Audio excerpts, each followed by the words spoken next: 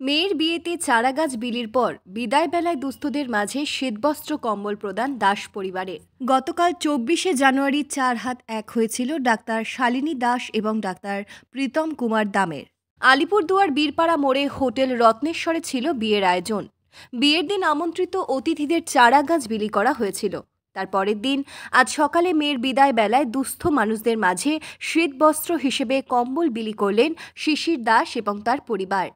কাঁদো কাঁদো সুরে শিশিরবাবু বলেন, মেয়ের বিদায়কে সম্মান জানিয়ে দুস্থদের কম্বল বিতরণ করেছি। আমার মেয়ে এবং জামাইকে তারা আশীর্বাদ করুক, এটাই চাই। ওনাদেরকে কম্বল বিতরণ করতে পেরে আমি কৃতজ্ঞ। শীতের মধ্যে কম্বল পেয়ে বেশ খুশি হয়েছেন দুস্থ মানুষেরা। শিশিরবাবুর উদ্যোগকে ধন্যবাদ জানিয়েছেন তারা।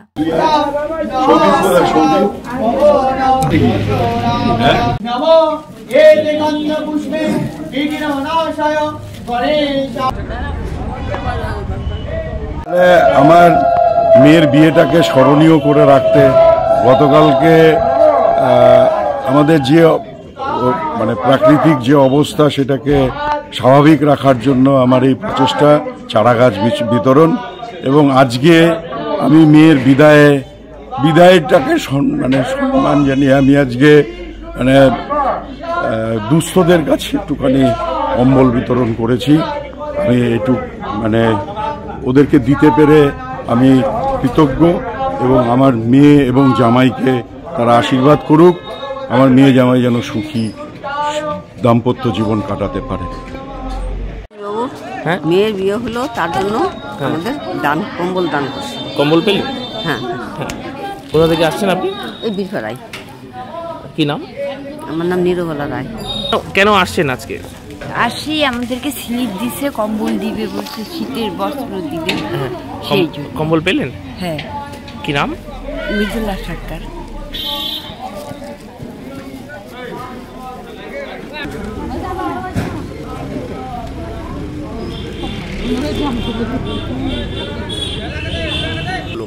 শিশির স্যার যে আছেন, তার মেয়ের বিয়ে, তার উপলক্ষে আমাদেরকে কম্বল বিতরণ করা হলো, সেই জন্য আমরা আসছি। আমরা খুবই গর্বিত। কি নাম আপনার? আমিনা খাতুন বিবি। বুঝলাম আগে দাদা আসেন, দাদা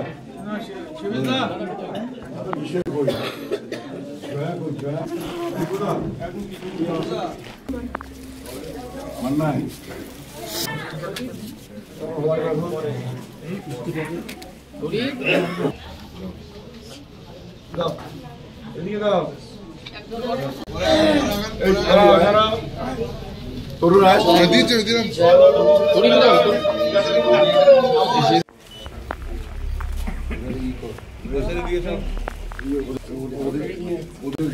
রিচুয়ালস গুলো করা রতন কাজ করুন।